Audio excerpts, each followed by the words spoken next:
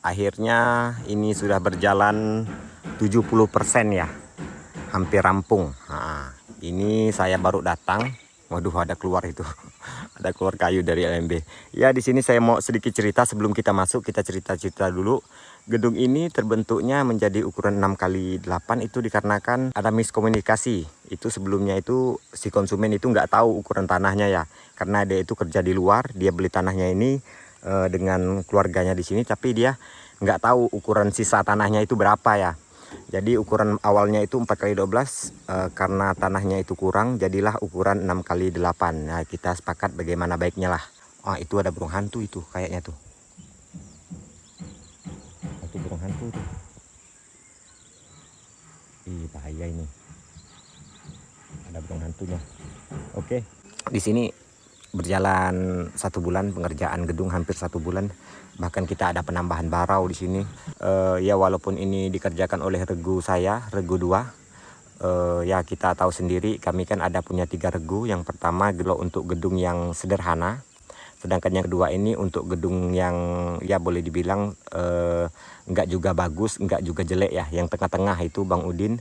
Terus regu 3 itu Bang Hendra, yang dimana gedungnya itu konsumen mau rapi, mau bagus. Nah, itu ada Bang Hendra.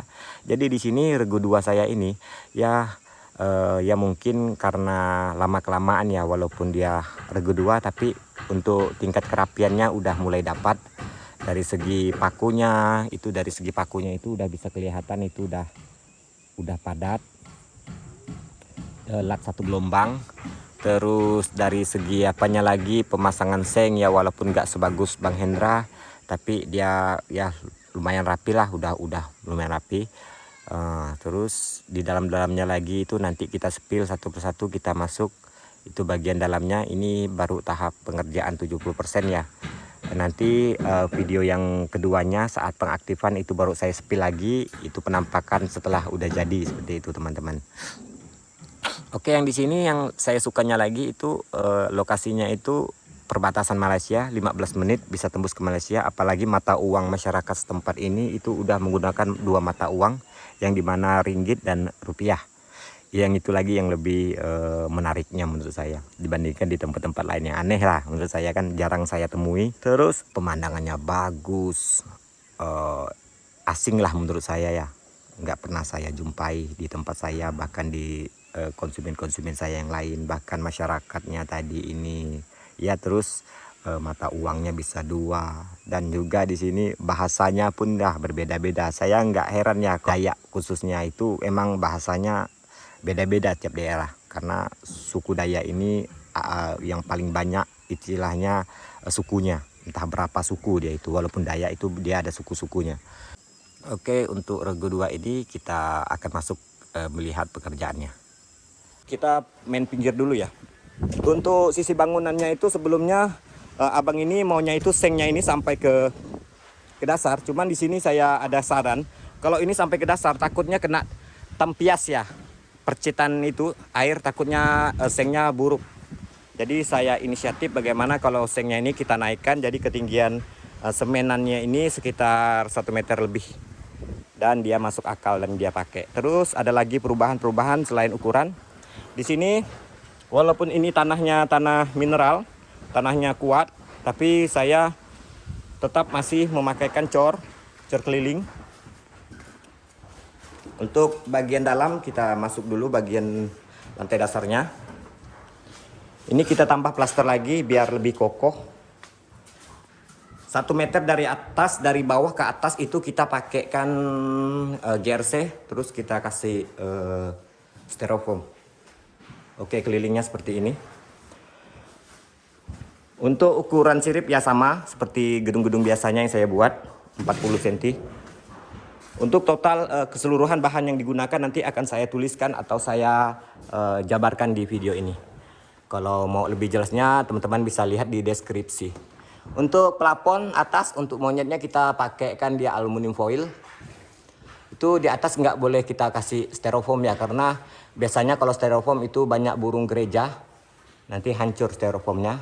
Ini masih lubang-lubang, itu kita belum kasih alas terpal, nanti akan kita kasih alas terpal biar rapi semuanya.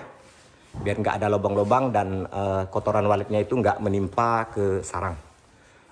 Untuk ukuran void di sini dan untuk bagian bawah-bawahnya itu ini 3x3, sedangkan atasnya lagi itu karena untuk keliling. Kalau kita 3x3 kan kita nggak bisa keliling ya.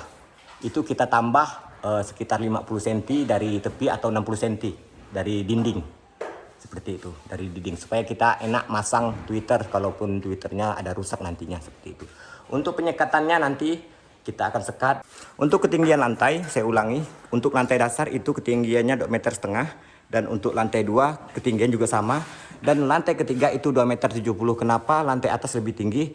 Dikarenakan lantai atas yang pasti lebih cenderung panas ya, sedangkan lantai bawah ini ya udah dingin. Pak, yang pasti kita ya nggak boleh terlalu rendah juga, takutnya jamuran siripnya, dan nggak boleh terlalu tinggi. Kenapa terlalu tinggi? Hitung saya karena ya menurut saya nggak ada terlalu manfaatnya ya, karena di bawah udah dingin, nggak perlu kita dingini lagi. Yang dimana harus kita jaga hanya jamurnya ya, nggak boleh rendah. Yang boleh kita tinggikan yaitu lantai 3 ya, seperti itu. Karena kita ini udah terbiasa dengan dulunya itu lantai bawah yang tinggi ya. Karena kenapa ya? Karena mungkin kebiasaan ya. Terus dulu itu banyak sekat-sekatnya itu, petak-petaknya ya, itu mungkin karena kebiasaan ya. Terus yang selanjutnya kebanyakannya itu Twitternya satu kotak itu ada 4 Twitter ya. Udah di kotak lagi ada Twitter banyak lagi, itu mungkin kebiasaan. Kebiasaan itu menurut saya kalau mau dipakai nggak masalah, kalaupun nggak dipakai pun ya nggak apa-apa, bisa lebih baik juga kalau nggak dipakai menurut saya. Yang dimana yang boleh yang kita nggak pakai itu, yang menurut saya yang boleh nggak boleh dikurangi itu kekokohannya ini nggak boleh dimain-mainkan.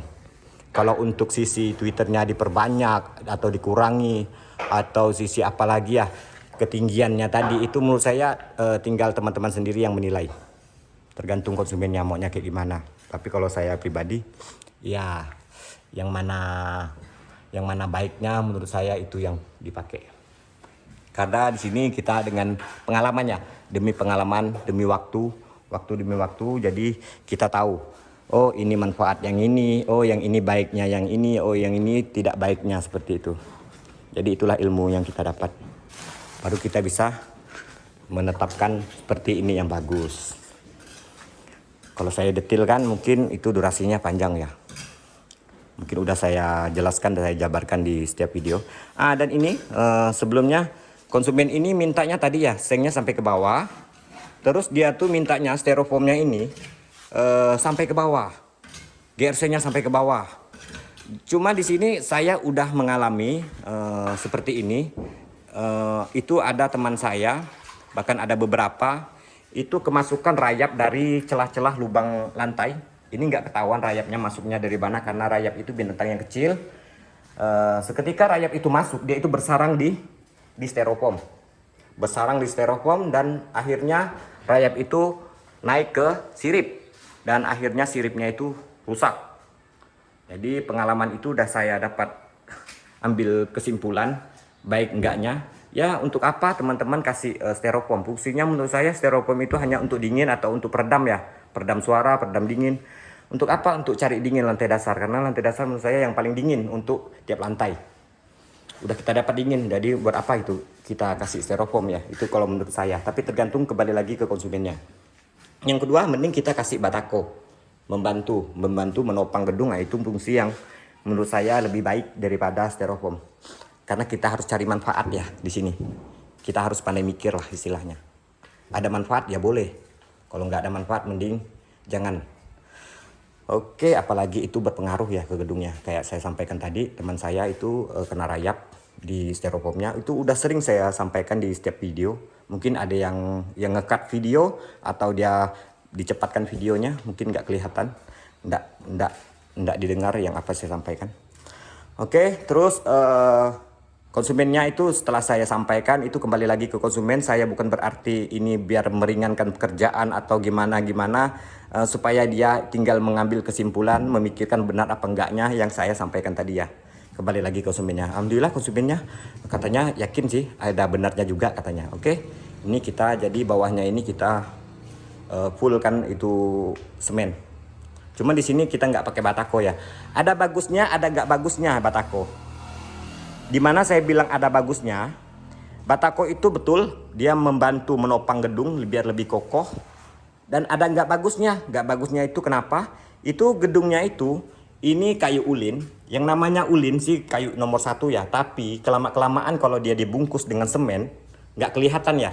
Nggak dibungkus dengan semen. Karena ini pernah kejadian saya rehab gedung 1 lantai itu buruk beliannya karena kena hujan ya, tertutup dengan semen.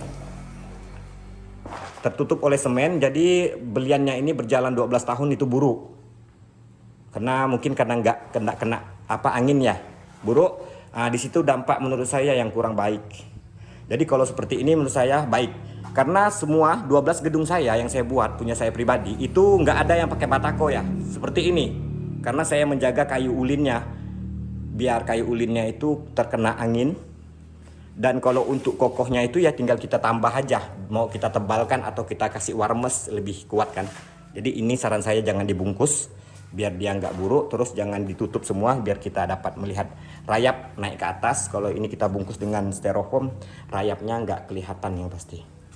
Oke, mungkin cukup sekian dulu video panjang lebarnya dari saya. Kemungkinan setelah gedung ini ada gedung 1 lagi yang kita kerjakan, itu di daerah Mandor. Itu dia 3 gedung udah saya nangani. Bang Andi Vivo itu salah satu konsumen saya yang berhasil ya. Cuma di sini kembali lagi, di sini saya nggak mau buat video yang mana keberhasilan konsumen saya buatkan video, nggak mau saya, karena udah pernah kejadian wallet yang dijebol. Yang nggak tahu itu karena dia menonton video saya atau karena kebetulan kah emang orang ada niat mau jebol. Cuman di sini saya itu merasa nggak enak. Ya penting kita privasikan lah.